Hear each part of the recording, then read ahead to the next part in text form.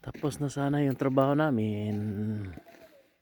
Nandito kami sa Scanic Drive, Henderson. Sakop na ito ng Henderson. Dito sa pinakataas na bundok. Tingnan nyo yung Oroban. Ayan, nandiyan sa taas ng tower. Kahit may tower pero kami dito walang signal. Kaya ayan ang unit namin. May standby pa ng 2 linggo. Balikan pa to kasi di happy ang cancel.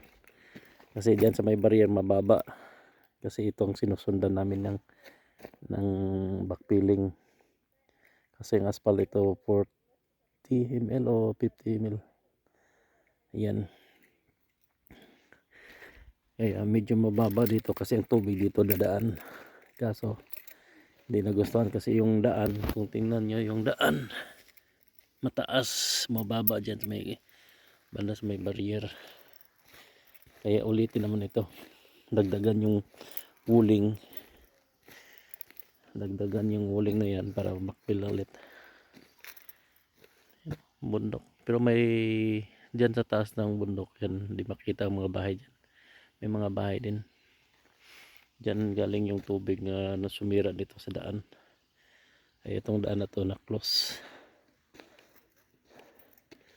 Diyan ang tagos niya. Yan. Taka ka may tubig na lumalabas doon pero wala sa kanal dumaan. Yan na.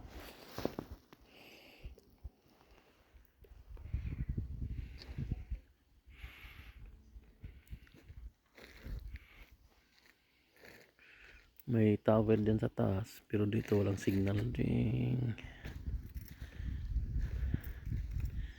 Ayan ang mga STMS nagantay sa amin. Uuwi kami. Uuwi din sila.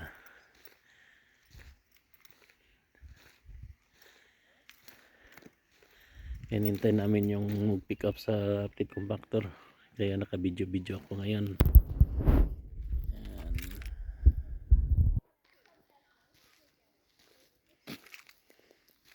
Itong forma ni Toto Kaloy Adventure. Yan. Thank you for watching my video. Bye.